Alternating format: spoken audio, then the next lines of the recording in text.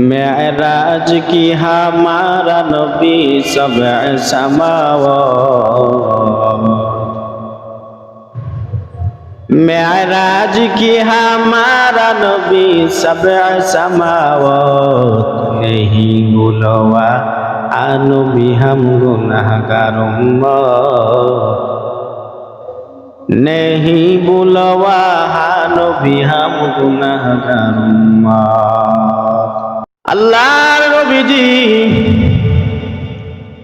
সাল্লাল্লাহু আলাইহি ওয়াসাল্লাম ওই দ্রুতগামী বুরাকটাকে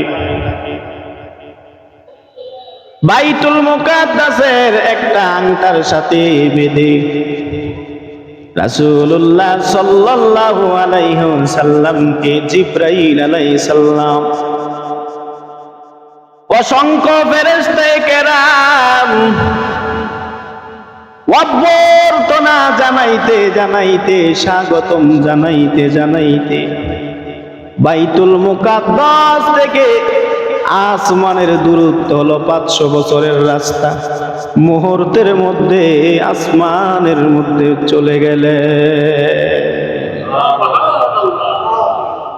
500 বছরের রাস্তা, দুনিয়া থেকে আসমান 500 বছরের রাস্তা, মুহূর্তের মধ্যে ওই প্রথম আসমানে চলে গেলেন। সুবহানাল্লাহ। প্রথম আসমানে উঠলেন, মায়ার নবী দেখতেছেন প্রথম আসমানের মধ্যে 2টা দরজা, আর ওই দরজাগুলো ইয়াকুত পাথর দ্বারা সুন্দর করে বানানো, বাহির থেকে তালা লাগানো। জিবরাইল বলে, দারোয়ান চাবি দাও। চাবি দিলে খুলে আসমানের ভিতরে প্রবেশ করব। দারোয়ান বলে, চাবি আমার হাতে নাই। জিবরাইল বলেন, তাহলে চাবি কই? দারোয়ান ডাক দিয়া বলেন, তুমি কে? বলে, আনা জিবরাইল। তোমার সাথে কে? বলে, মুহাম্মদ। অনুমতি আনছনি? কয়, হ্যাঁ। তবে শোনো, ভিতর থেকে দেওয়ার মতো কোনো জায়গাও নাই, ভিতর থেকে কোনো তালাও লাগানো নাই। ওই তালাটা মুহাম্মদ ধরবে, বিসমিল্লাহ বলবে, সাথে সাথে আসমানের তালা খুলে যাবে। এই হলো আমার আপনার নবীর শান।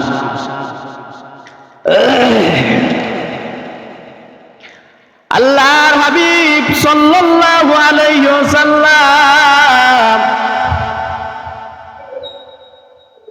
আসমানের ভিতরে যখন ঢুকলেন, তিনি ভাবছেন হয়তো দুনিয়া থেকে আসমানটা অনেক দূর। যখন আসমানের ভিতরে তিনি ঢুকলেন, তখন দেখতে পাইলেন আসমানের মোটাটা হইল আরো 500 বছরের রাস্তা। সুবহানাল্লাহ। প্রথম আসমানে ঢুকে তিনি দেখতে পাইলেন একজন বৃদ্ধা লোক ওখানে বসে আছে। সালাম দিলেন, সালামের জবাবও তিনি নিলেন। তিনি দেখতে পাইলেন বৃদ্ধা লোকটা একবার ডান দিকে তার চেহারাটাকে করে। ডান দিকে যখন চেহারাটাকে করে, তখন তিনি মুস্কি মুস্কি হাসেন। আবার যখন চেহারাটাকে বাম দিকে করেন, তখন তিনি কান্নায় জর্জরিত হয়ে যান। জিবরাইল আলাইহিস সালাম নবীকে বলে, নবী গো, ইনি হলেন দুনিয়ার সমস্ত মানুষের আদি পিতা হযরত আদম আলাইহিস সালাম।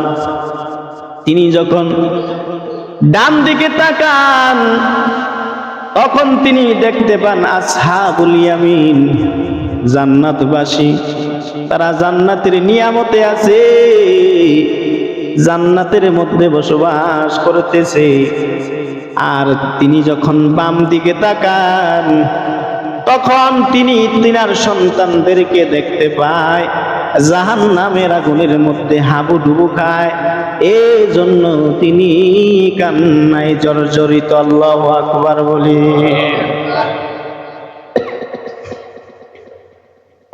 মুসলমান ইমানদার নবীর আশিক মায়ার নবীজি আদম আলাইহিস সালামের সঙ্গে কথা বলে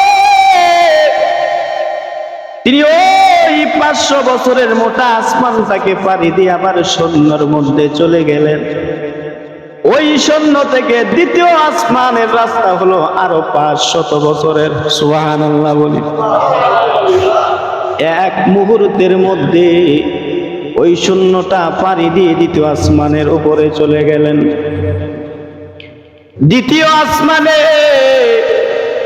হযরত ঈসা আলাইহিস সালাম হযরত ইয়াহইয়া আলাইহিস সালামের সঙ্গে দেখা হলো। এখানে তিনি তাদের সঙ্গে কথা বললেন, বেশি সময় নিলেন না। আবার আসমানটা 500 বছরের রাস্তা বের হয়ে শূন্যের মধ্যে চলে গেলেন। ওই শূন্যটা আরো 500 বছরের রাস্তা পারি হয়ে আল্লাহর নবীজি তৃতীয় আসমানের মধ্যে চলে গেলেন। তৃতীয় আসমানের মধ্যে হযরত ইউসুফ আলাইহিস সালামের সঙ্গে তিনি দেখা করলেন, কথা বললেন, সালাম মুসাফা করে তিনি আবার ওই আসমানের মোটাটাও 500 বছরের রাস্তা পার হয়ে তিনি আবার শূন্যের মধ্যে চলে গেলেন। ওই শূন্য থেকে চতুর্থ আসমান, ওই জায়গাটাও 500 বছরের রাস্তা। তিনি এক মুহূর্তের মধ্যে চতুর্থ আসমানের মধ্যে যাইয়া পৌঁছাইলেন। সুবহানাল্লাহ।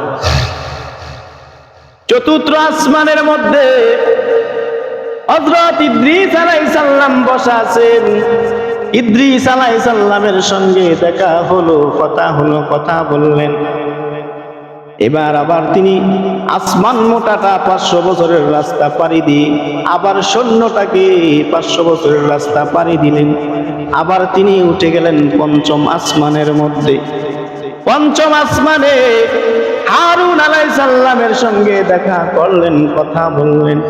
তিনি আবার চলে গেলেন ষষ্ঠ আসমানের মধ্যে।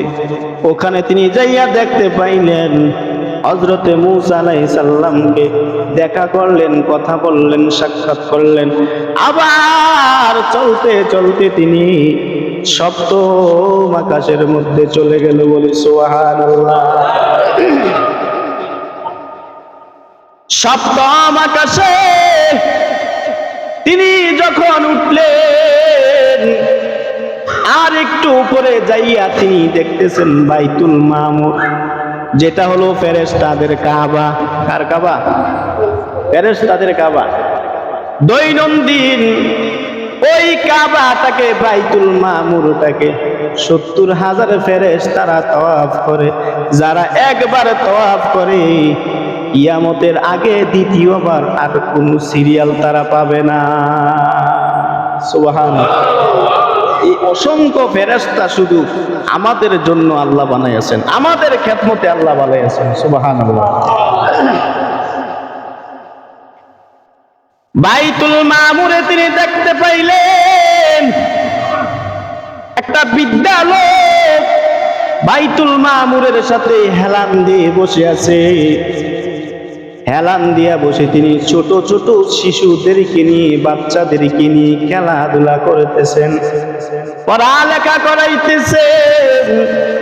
হাদিসের ভাষ্য অনুযায়ী হাদিসের মধ্যে আছে, যেই নাবালক বাচ্চাগুলো মারা যায় তারা 7 আসমানের উপরে বাইতুল মামুরে হযরত ইব্রাহিম আলাইহিস সালামের সঙ্গে তারা খেলাধুলা করে। সুবহানাল্লাহ। ওইখানে তিনার কাছ থেকে তারা লেখাপড়া শিখে, খেলাধুলা করে, মজা করে। এখানে তিনি কথাবার্তা বলে বাইতুল মামুর থেকে তিনি চলে গেলেন সিদরাতুল মুনতাহায়। জোরে বলি সুবহানাল্লাহ। মায়ার নবীজি জিবরাইল আলাইহিস সালাম সহ যখন সিদরাতুল মুনতাহার মধ্যে পৌঁছাইলেন, সিদরাতুল মুনতাহায় পৌঁছার পর জিবরাইল আলাইহিস সালাম ডাক দিয়ে বলে, নবী গো, আমি যদি আর একটা কায়েক সামনে বাড়াই, তাহলে আমার যত নূরের ফাঁকা আছে সব পুরে ছাই ছাই হয়ে যাবে। সুবহানাল্লাহ। আমি আর যাইতে পারবো না, এবার আপনি উপরে উঠেন। মায়ার নবীজি চলতে লাগলেন নীরব নিস্তব্ধ, কারোর কোনো আওয়াজ নাই, কোনো সাড়া নাই, কোনো শব্দ নাই, তিনি চলতে লাগলেন। এক পর্যায়ে তিনি তাকায়া দেখতেছেন সুন্দর একটা সিংহাসন আল্লাহ রব্বুল আলামিন আমার মায়ের নবীজির জন্য পাঠায়া দিছেন, বলি সুবহানাল্লাহ। সেই সিংহাসনটার নাম হলো রফরফ সিংহাসন, আর ওই সিংহাসনের কালারটা হলো সবুজ কালার। আল্লাহর নবীজি ওইটাতে বসলেন, বসে আরো চলতে লাগলেন, আরো উপরে লাগলেন। মায়ার নবীজি বলেন, আমি আগুনের রাস্তা দিয়ে সামনে যাই, বিন্দু পরিমাণ আগুন আমারে আঘাত করে না। আমি বরফের উপরে দিয়ে চলতেছি, বরফের বিন্দু পরিমাণ ঠান্ডা আমার উপরে লাগে না।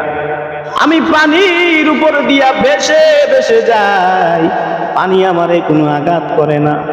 আরো উপরে উঠতে উঠতে উঠতে উঠতে আমি দেখতে পাইলাম বয়াল আকৃতির বিশিষ্ট বিশাল দেহের একজন ফেরেশতা। আমি তিনারে সালাম দিলাম, তিনি কোনো আওয়াজ করে নাই, খালি কোনো রকম মাথাটা নাড়াইছে। 3 বার আমি যখন সালাম দিলাম, তিনি সালামের জবাবটা নিলেন, আমার দিকে তাকাইলেন। আমার দিকে যখন তাকাইলেন, ইনার চক্ষুগুলো এমন আগুনের গোল্লার মতো, ওই চক্ষুগুলো দেখে আমি নবীজি ভয় পেয়ে গেলাম। নবীজি দেখে ভয় পেয়ে গেছে।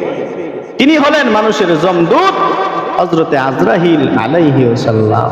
ওই মানুষটাই কিন্তু প্রত্যেকটা মানুষের, ওই ফেরেশতাটা কিন্তু প্রত্যেকটা মানুষের কাছে আসবে। ওই আমল আমাদেরকে করতে হবে। দেখেন যে নবী করিম সাল্লাল্লাহু আলাইহি সাল্লাম দেখেও ভয় পেয়ে গেলেন, তাহলে আমাদের সামনে আসলে আমাদের কি অবস্থা হয়? যারা লাশ গোসল করান দোয়ান, তারা বুঝতে পারেন যে ওই লাশটার কি অবস্থা হয়। মুসলমান ইমানদার নবীর আশিক মায়ার নবীজি আজরাইল আলাইহিস সালামের সঙ্গে যখন কথা বলতে বলতে তিনার ভয়টা কেটে গেলেন। তিনি তাকায়া দেখলেন আজরাইল আলাইহিস সালাম শাজারাতুল ইয়াকিন একটা গাছ আছে, এই গাছের মধ্যে বারবারে তাকায়। আর তিনার হাতের মধ্যে একটা নূরের ফলক আছে, ওই ফলকটার মধ্যে বারবারে তাকায়। মায়ার নবীজি জিজ্ঞেস করলেন, আপনি ওই গাছের দিকে বারবার তাকান কেন? নূরের ফলকের মধ্যে বারবার তাকান কেন? আজরাইল আলাইহিস সালাম বললেন, ও নবী গো, এই যে নূরের ফলকটা দেখতেছেন, পৃথিবীর যত মানুষ আছে সমস্ত মানুষের বাপ দাদার নাম লিস্টি আমার এই হাতের মধ্যে। আর ওই যে গাছটা দেখতেছেন, ওই গাছের পাতায় পাতায় সমস্ত দুনিয়ার মানুষের নাম আছে। মানুষটা যখন মরে যাবে, ইন্তেকাল করবে, তার 40 দিন আগে ওই গাছের পাতাটা হলুদ বর্ণ ধারণ করবে। এই জন্যই দেখবেন যে মানুষগুলো মারা যায়, 40 দিন আগে তার ভিতরে ভয় ঢুকে যায়, তার খানা দানা ছেড়ে দেয়, পেরেশানি লাগবে। 40 দিন আগে ওই পাতাটা হলুদ বর্ণ হয়ে যায়। যখন পাতাটা পড়ে যায়, পড়ার সাথে সাথে আমি আজরাইল ওই মানুষটার জান কবজ করে ফেলি।